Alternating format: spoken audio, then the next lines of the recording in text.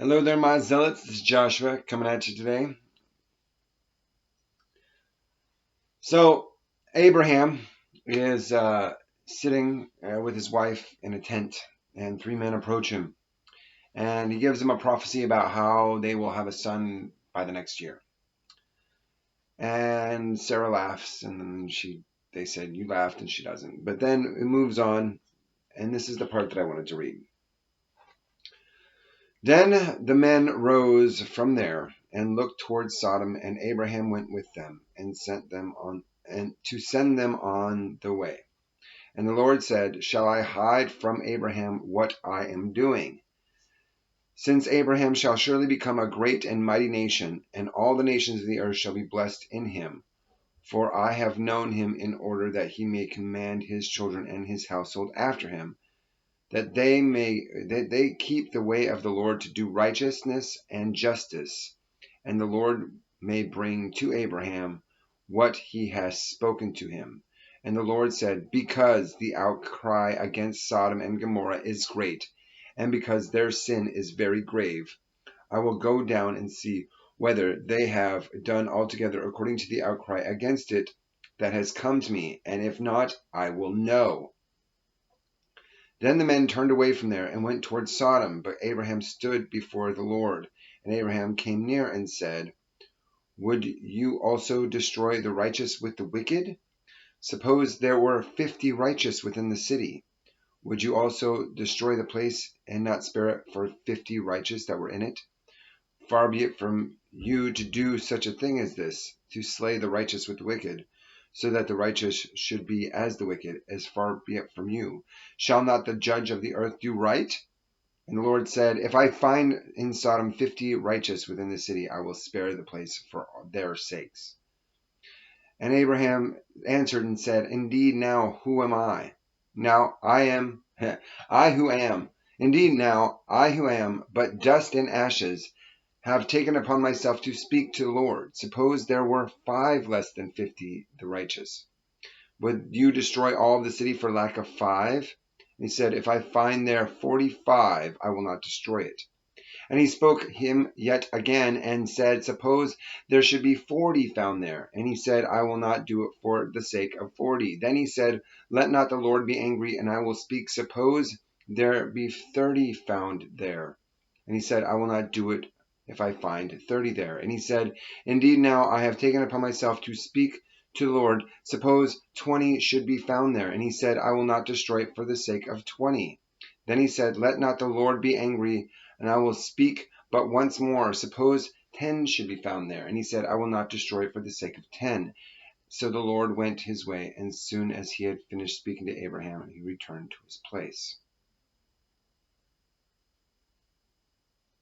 Now, what's interesting about this is that directly after this, the two angels came to Sodom in the evening, and Lot was sitting at the gates of Sodom. Now Lot is a righteous man. Then when Lot saw them, he rose to meet them, and he bowed himself with his face towards the ground, and he said, "Hear now, my lord, please turn into your servants in the house and spend the night. Wash your feet that you may rise early and go on your way." And they said, but we will spend the night in the open square." But Lot insisted strongly, so that they turned into him and entered into his house. And he made them a feast and baked unleavened bread, and they ate. Now before they lay down, the men of the city, the men of Sodom, both old and young, all the people from every quarter, surrounded the house. And they called to Lot and said, "Where are the men who came to you tonight? Bring them out to us, that we may know them carnally."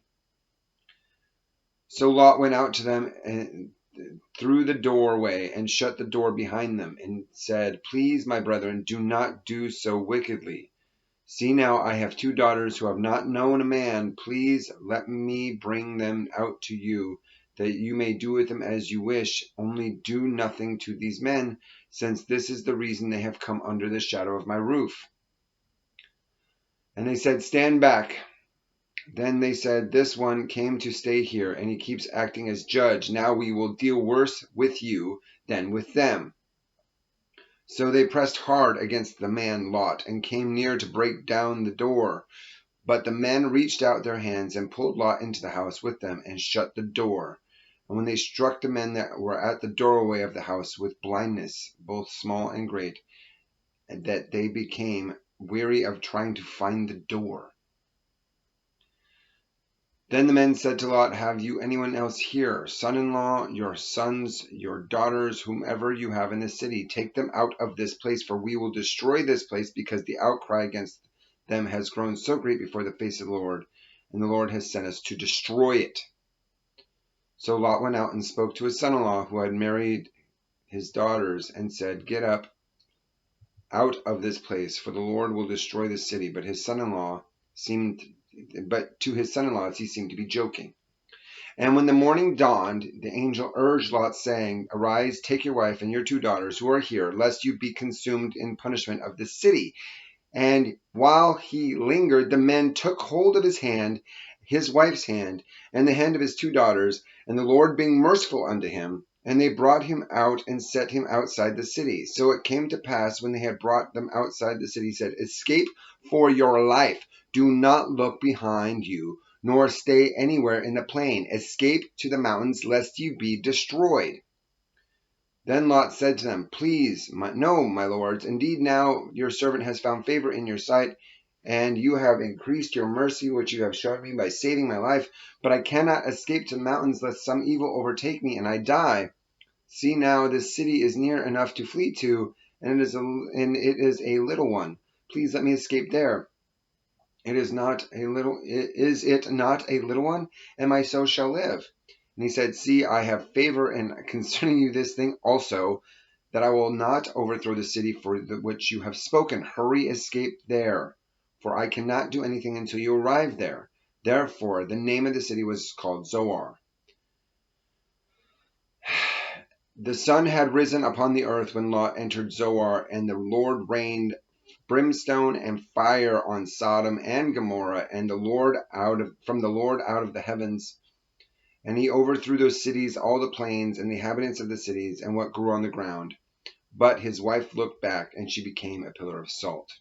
And Abraham went early into the morning into that place where he had stood before the Lord.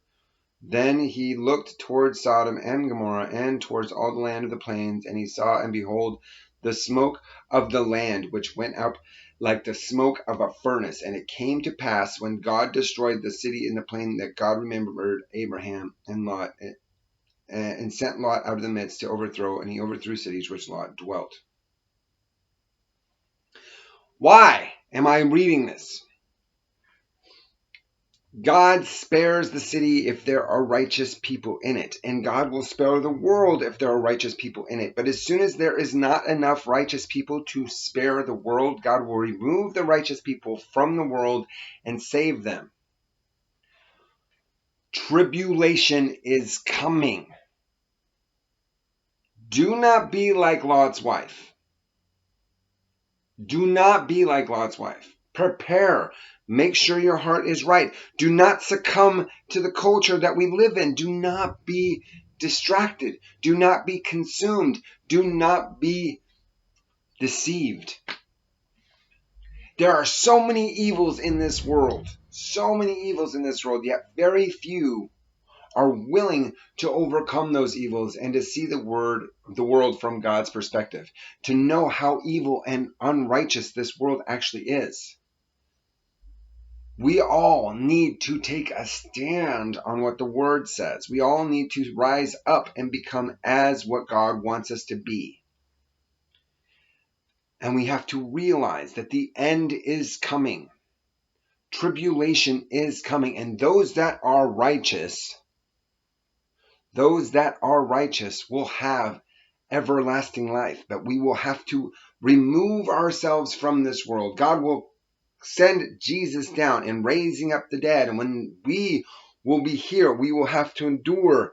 And then we will be taken up afterward. And then we will ascend into the heavens. If we do not have our stuff together before Jesus Christ descends, we're staying here. You will not see Jesus Christ descend before you have your stuff together. If you do not have your spirit aligned with God before Jesus Christ comes down, you will endure tribulation, and that is the fire.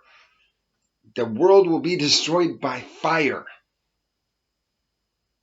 I am letting you know this. This is coming. This is happening. This is on its way. And I don't know why nobody's listening. So anyway, get on the ball. Realize that we have a limited amount of time here. It's coming and nobody wants to admit it. People will think that you're joking, but it's happening. Anyway, I hope you have a blessed day. I'm Joshua. You know I love God because I love virtue, justice, and salvation.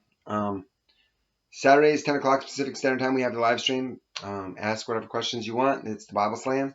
Click the dingy thingy so that way you get annotations or alerts when I post stuff.